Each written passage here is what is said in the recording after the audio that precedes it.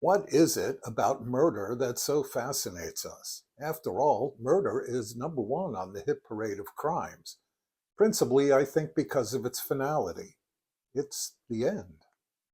For some, it's a once in a lifetime emotional breaking point, usually caused by things like jealousy or resentment. For some others, it's done in defense of the country or to protect their families. And for some others, the worst among us, it's simply fun.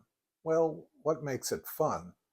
Most likely, it's some sadistic mixture of power and rebellion. Or, as Kurt Vonnegut once wrote, bad chemicals.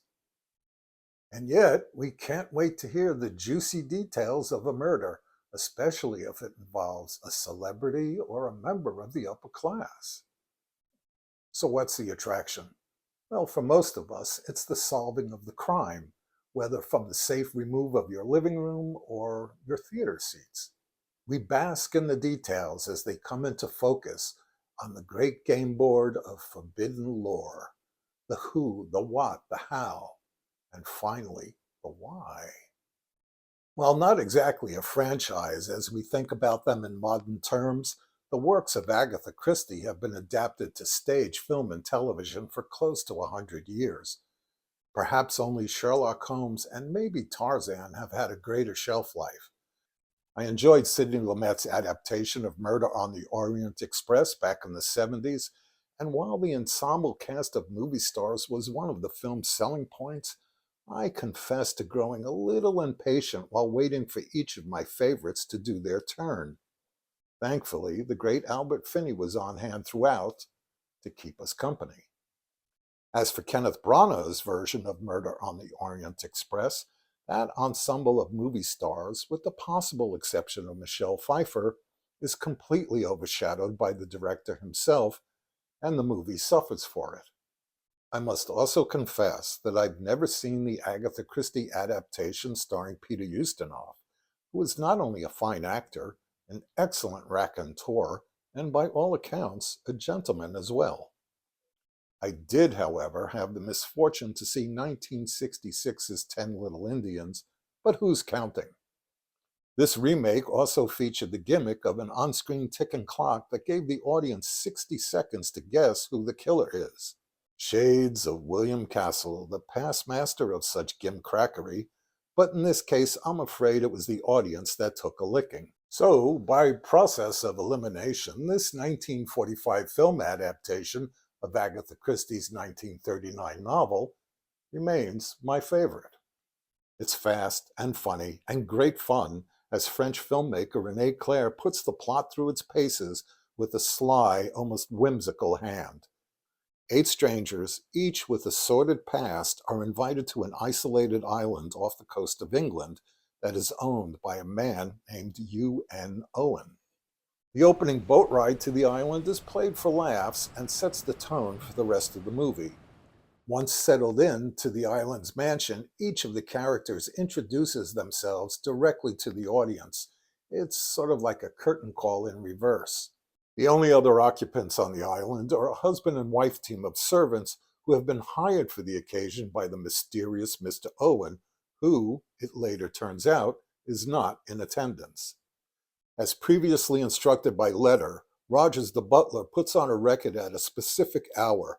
On the record and for the record, a man's voice accuses each of the guests of murder. The record is called Swan Song, and the man's voice continues as he details their crimes. Misha Auer plays Prince Nikita Starloff, a self-proclaimed professional guest who killed a married couple while driving drunk. C. Aubrey Smith plays General Sir John Mandrake, who killed his wife's lover by ordering him into battle. Judith Anderson plays Emily Brent, who stands accused of her young nephew's death. Roland Young plays William H. Blore, a private detective whose courtroom perjury resulted in the death of an innocent man. Walter Houston plays Dr. Edward G. Armstrong, whose drunkenness resulted in a patient dying on the operating table. June Dupree plays Vera Claiborne, who's accused of murdering her sister's fiancé. Hollywood's in-house leprechaun Barry Fitzgerald plays Judge Francis J. Quincannon, whose sentencing resulted in the hanging of an innocent man. Lewis Hayward, who once played the Saint, plays Philip Lombard, who's responsible for the deaths of 21 South African tribesmen, or so it seems. Richard Hayden and Queenie Leonard play the house servants Ethel and Thomas Rogers, who are accused of causing the death of their previous employer. So, 10 guests in all. And when those guests sit down to dinner, they notice a centerpiece on the table, a centerpiece with 10 figurines, Indian figurines. The game is most definitely afoot, and once each of them have stood in the dock, so to speak, we eagerly await to see how each of them will meet their demise. Prince Starloff is the first to go after drinking a poisoned martini, and then they notice that one of the Indian figures has been broken off. Ethel Rogers, the maid, is the next to go, and it soon becomes clear that one of them is the killer. Naturally, they all start playing junior detective as they try to guess who it is. There's even a funny bit as they spy and track each other through the mansion's hallways.